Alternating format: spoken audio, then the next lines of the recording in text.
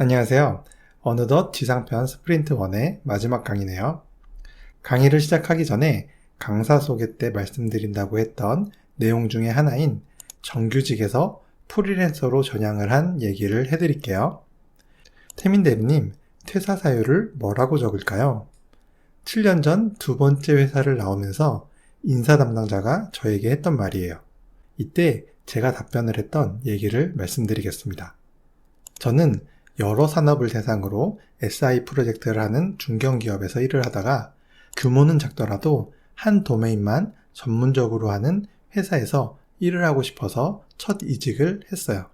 이 두 회사에서 제가 일했던 분위기를 설명드리면 중견기업과 중소기업의 차이이기도 한데 중견기업을 다녔을 때는 10억 이상의 규모 있는 프로젝트에 투입이 됐었어요.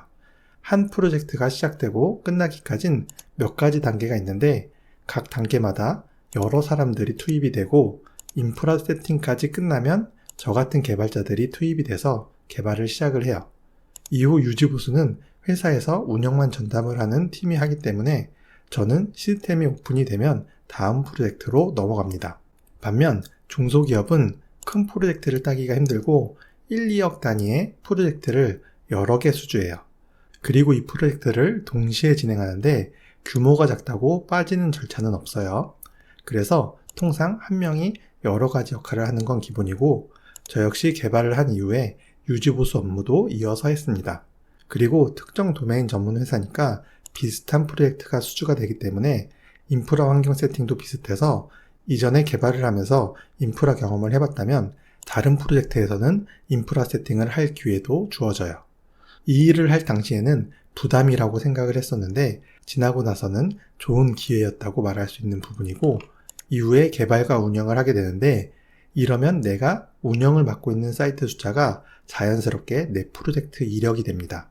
시작은 서로 다르지만 항상 현재 진행 중인 이력이 있는 거죠. 이러면서 실력이 쌓이다 보면 제안서와 분석 설계를 할 기회도 와요. 이전 회사에서는 차 부장급이 했던 일이지만 여기선 비슷한 프로젝트가 반복되다 보니 대리급도 이런 일을 할 수 있게 되고요.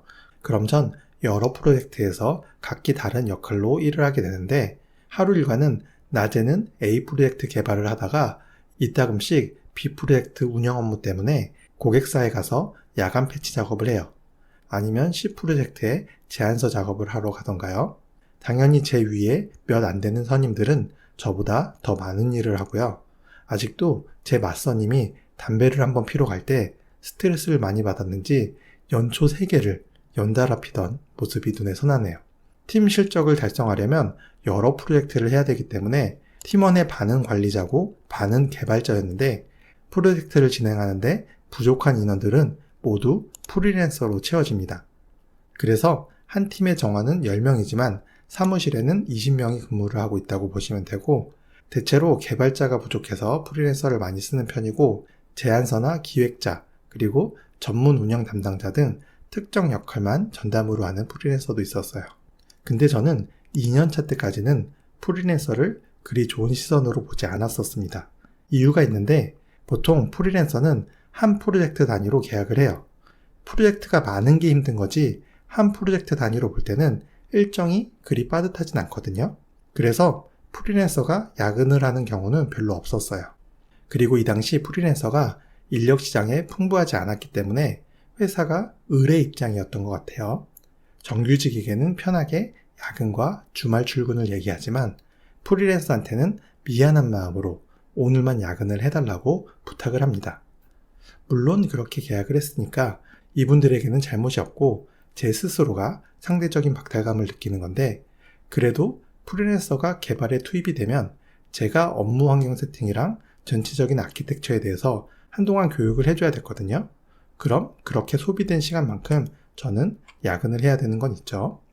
뭐 그래도 이건 일을 시작하려면 어쩔 수 없는 부분이고 이렇게 해서라도 일정대로 개발을 해주는 프리랜서라면 기본은 간다고 생각을 했어요.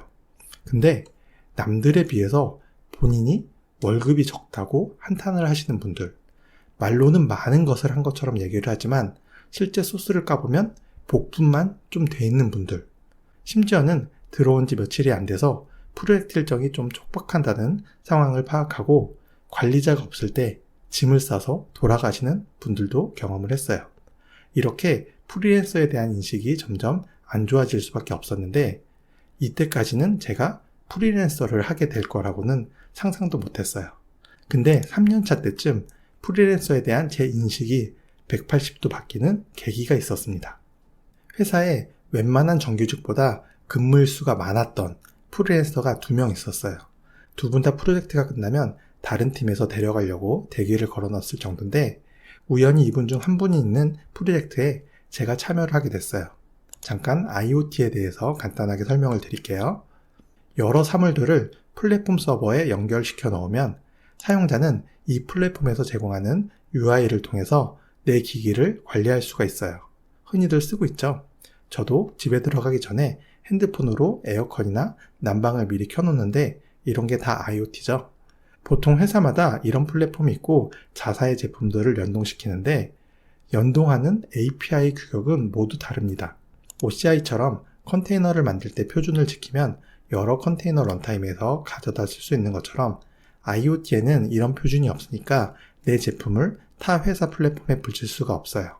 근데 사실 ETSI라고 해서 세계적으로 IT 분야에 여러 표준 아키텍처를 만드는 곳이 있는데 여기서 1M2M이라는 사물 인터넷에 대한 표준을 여러 장에 걸쳐서 문서로 정의를 했어요.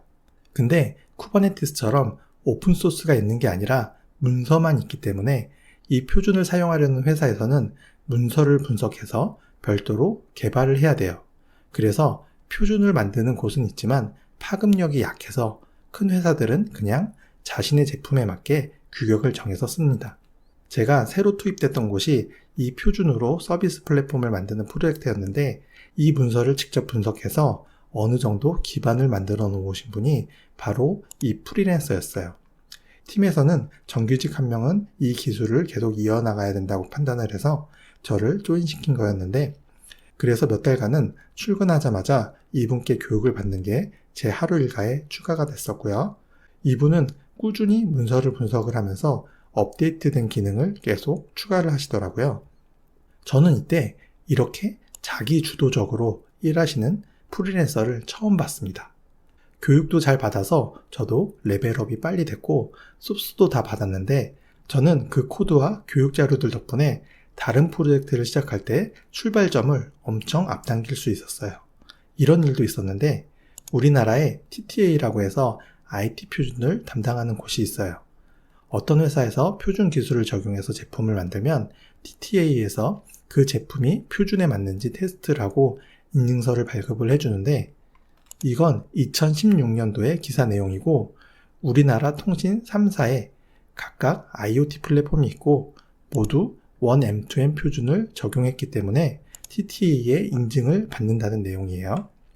1M2M 표준이 대단한 건 아니고 통신사는 뭐든 최초로 인증을 받았다는 타이틀이 중요하거든요.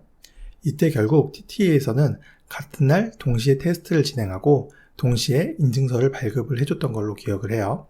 근데 사전에 TTA에서 이 표준을 알고 기기를 테스트해주는 검증기가 있어야 될 거잖아요. 이 검증기를 만드는 요청이 저희 팀으로 왔었습니다.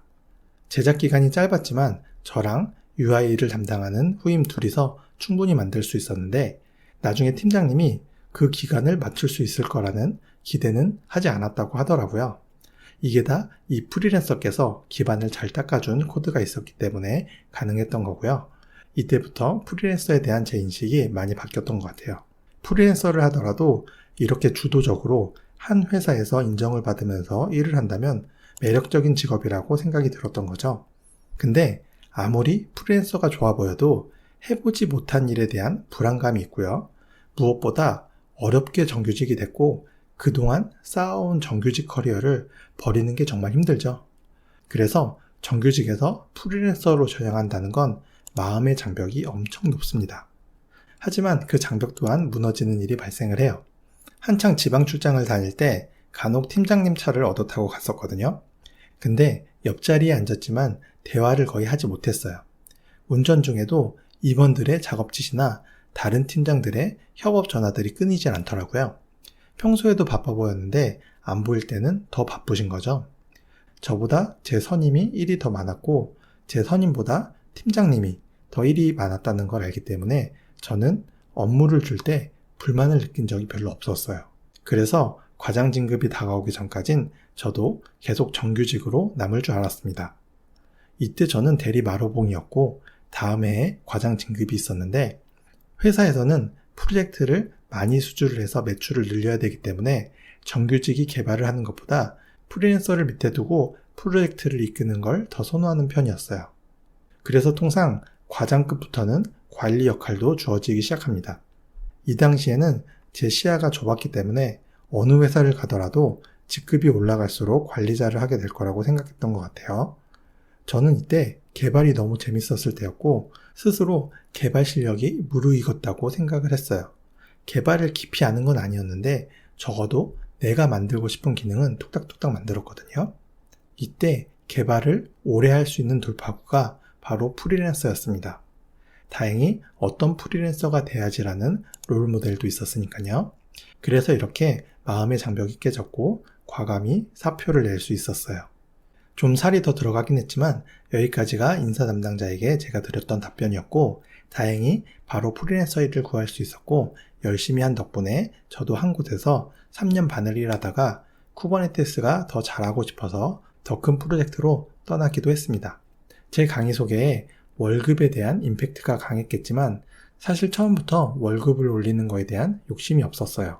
어느 순간부터 월급을 높여야겠다라는 목표가 생겼는데 이건 다음 강의를 만들 때 에피소드로 얘기를 해볼게요. 그래서 여기까지가 정규직에서 프리랜서로 전향을 하게 된 계기인데 그냥 저 사람은 저렇게 일했구나 정도로만 들어줬으면 좋겠어요. 7년 전 얘기이기도 하고 요즘은 시대가 많이 바뀌었죠. 그래도 혹시 현재 이렇게 일하시는 분이 있다면 충분히 다 경험을 해보시라고 말씀을 드리고 싶어요. 제가 해봐서 아는데 나중에 다 보상받는 날이 오니까 좀만 더 힘내시라는 응원을 드립니다. 끝으로 저도 같이 프로젝트를 하는 정규직 중에 이렇게 주체적으로 일하는 사람이 있으면 프리랜서를 한번 해보세요 라고 권하긴 하는데 프리랜서도 나이가 들수록 안정적인 일을 구하는 게 확실히 어려워져요. 그래서 다시 정규직으로 연봉을 깎아가면서 들어가시는 분들도 여러 봤고요. 그렇기 때문에 프리랜서에 대한 환상으로 시작하면 안 되고요.